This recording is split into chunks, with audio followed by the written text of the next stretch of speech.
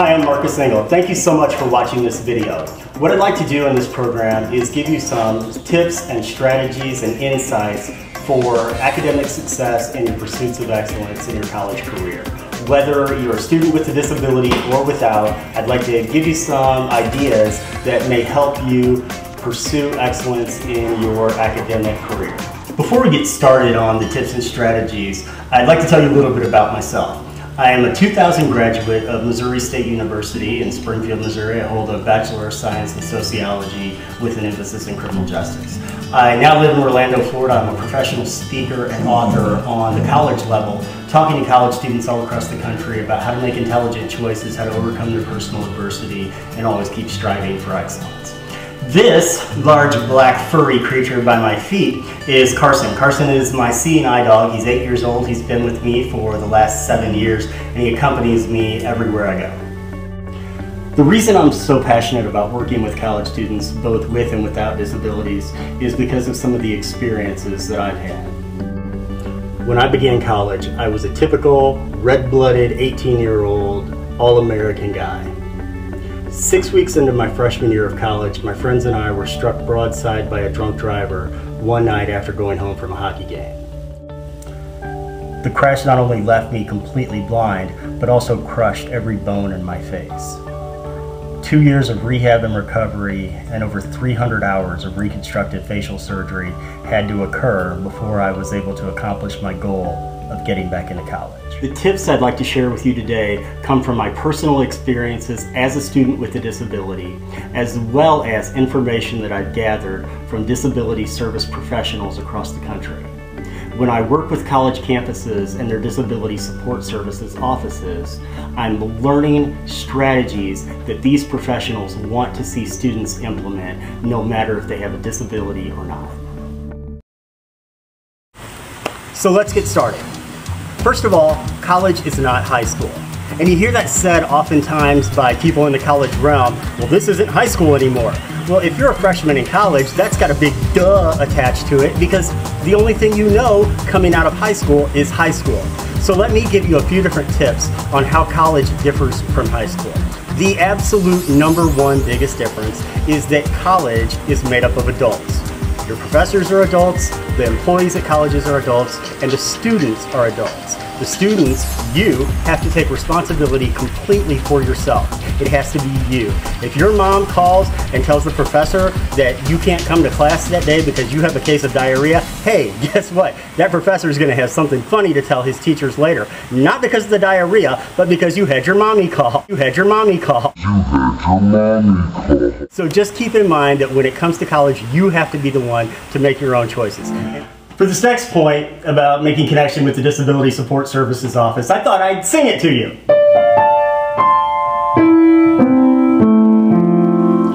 Going to the office is for disabilities. Nothing rhymes with disability except fertility. And that's a totally different office on campus, so we'll skip that for later. Actually, it's very important to make connection with the Disability Support Services Office. The DSS office is there to provide accommodations for students with disabilities, whether it's a profound bodily disability such as I have, or an invisibility like ADHD, dyslexia, learning difficulties. Whatever your disability is, go to the DSS office, make connection with them, and if you don't know what to do, ask them. The best question you can ask any college professional is, how can I succeed in my classes? If you walk into the Disability Support Services office and tell them the accommodations that you need, they'll listen to you. If you don't know what accommodations you need, they'll help you. But if you ask that question, how can I be the most successful in my classes, they will help you find that. But the key has to be you walking in there for the first time and asking them for help. Next point, be a person. Be a person? Aren't you already a person? I doubt your pet chameleon is sitting here watching this. No, you need to be a person. What does that mean? Simply means that the professors, the DSS professionals, anybody who is there to help you in your academic pursuits needs to know your name and be able to put your name with your face. Go introduce yourself to the professor, especially on the first day of class. If that professor knows your name, then he or she is going to know that you are there, and they're going to know that you want to be there. Games. Whatever your game is, keep it in check.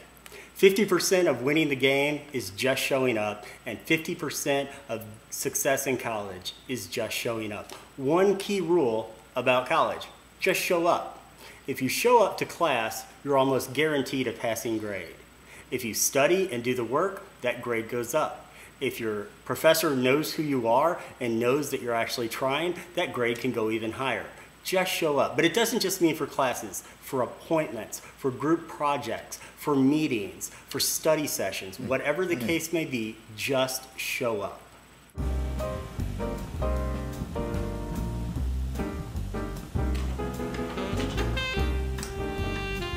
Get to know your own disability. Get to know how your disability manifests itself in your learning process. If you have an invisible disability, such as ADHD, a learning disability, dyslexia, get to know the best ways that you need help. If you don't know how you need help, stop by the DSS office and ask them. They may be able to help you get some evaluations to learn what the best learning style is for you. Once you know those learning styles, it's your job to communicate how you best learn to your professors.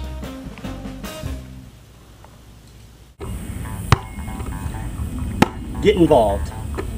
Get involved. Intramurals, sports, recreation clubs, activities, groups, councils, student government, fraternities and sororities. Get involved.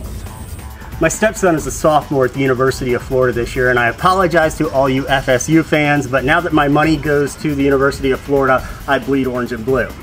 Whenever we took my son up for orientation last year, one of the biggest pieces of advice I thought was worth sharing with you today. The freshmen were encouraged to get involved with 2 different organizations, one within their major, one within their study of academics, and one that is strictly extracurricular and fun. Whether that's the Harry Potter Club, or if that's the intramural soccer team, or that's a fraternity or sorority. Whatever it is, get involved with things at your school and stay there and continue your education. I'd like to thank you again for taking a few minutes to better your college career and better your college performance by watching this video. I hope you found it important and enlightening and gave you some good food for thought. And if nothing else, I hope it was at least a little bit entertaining. Ultimately, you decide how good or how bad your college career will be. So please, what? You are so terrible at that, Mom. What? Martha told me to come stick my finger up your nose.